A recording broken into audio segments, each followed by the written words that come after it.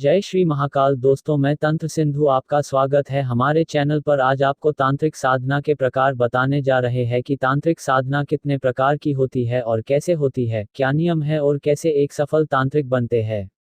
अगर आपको हमारे चैनल से और अधिक जानकारी चाहिए तो आप हमारे चैनल को सब्सक्राइब करें और बेल बटन को प्रेस करें और ज़्यादा से ज़्यादा शेयर करें। धन्यवाद। तांत्रिक साधना के प्रकार। तांत्रिक साधना दो प्रकार की होती है, एक वाम मार्गी, दूसरी दक्षिण मार्गी। वाम मार्गी साधना बेहद कठिन है। साधना में जब पात्रता का विचार किया जाता है तब कहा जाता है गुरु भक्त हो जिसका मन चंचल न हो वही तंत्र साधना का अधिकारी हो सकता है। जिसके हृदय में विश्वास नहीं है उसे मंत्र कभी सिद्ध नहीं हो सकते। शांति वक्ष स्तंभनानि विद्वेषणोच्चाटने तथा गोरनो तनिसति षट्कर्माणि मनोशन मारण मोहनम स्तंभनम विद्वेषोच्चाटनम आकर्षण यक्षिणी चारसासनम कर्त्रिया तथा रोग कृत्वा ग्रहादिना निरांशंतिर्किता विश्वम जानाना सर्वेशा निध्यत्व पुधृत्तरोद सर्वेशा स्तंभ समुदाय स्निग्धाना द्वेष जन्म मित्र विद्वेषण मतत प्राणिनाम प्राण हर्पा मरण।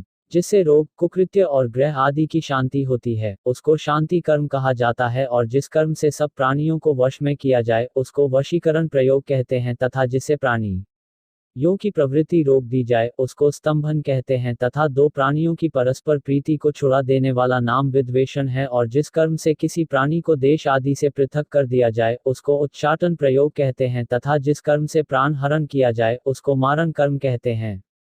मंत्र के प्रकार। मंत्र तीन प्रकार के होते हैं, स्त्रीलिंग, पुल्लिंग और नपुंसक लिंग।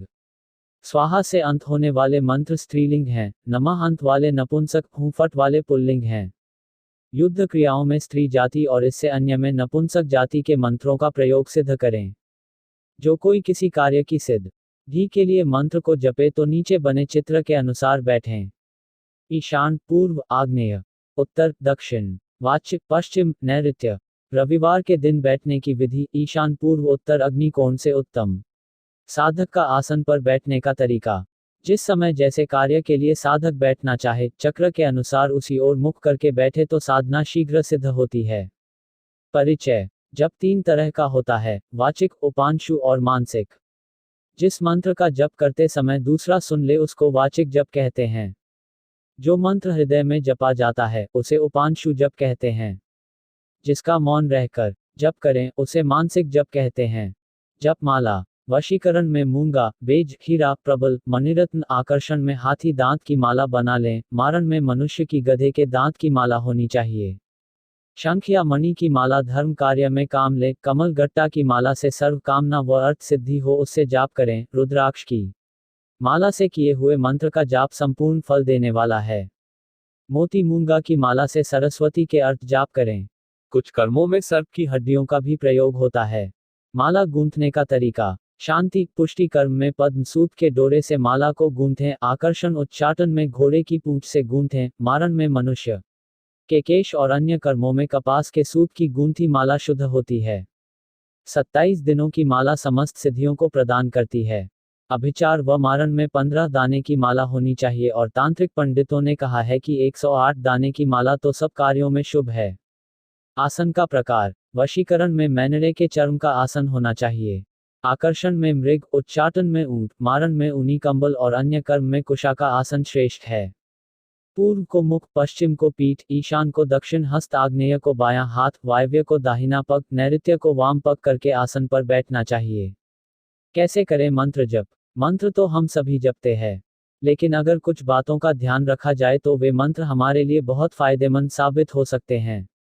जैसे घर में जप करने से 1 गुना, गौशाला में 100 गुना, पुण्य में वन या बगीचे तथा तीर्थ में 1000 गुना, पर्वत पर 10,000 गुना, नदी तट पर लाख गुना, देवालय में करोड़ गुना तथा शिवलिंग के निकट अनंत गुना फल प्राप्त होता है।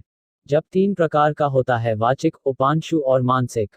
वाचिक जप धीरे धीरे बोलकर होता है। उपांशु जप इस प्रकार किया जाता है जिसे दूसरा न सुन सके। मानसिक जप में जीभ और ओष्ठ नहीं हिलते।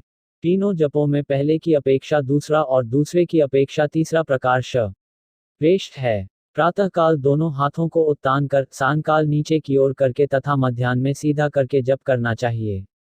प्रातःकाल हाथ को नाभि के पास, मध्याह्न में हृदय के समीप और सायंकाल मुंह के समानांतर में रखें। जप के लिए माला को अनामिका अंगुली पर रखकर अंगूठे से स्पर्श करते हुए मध्यमा अंगुली से फेरना चाहिए। सुमेरु का उल्लंघन न करें। तर्जनी न लगाएं। सुमेरु के पास से माला को घुमाकर दूसरी बार जपें। जप करते समय हिलना, डोलना, बोलना, क्रोध न करें। मन में कोई गलत विचार या भावना न बनाएं, अन्यथा जप करने का कोई भी फल प्राप्त न होगा।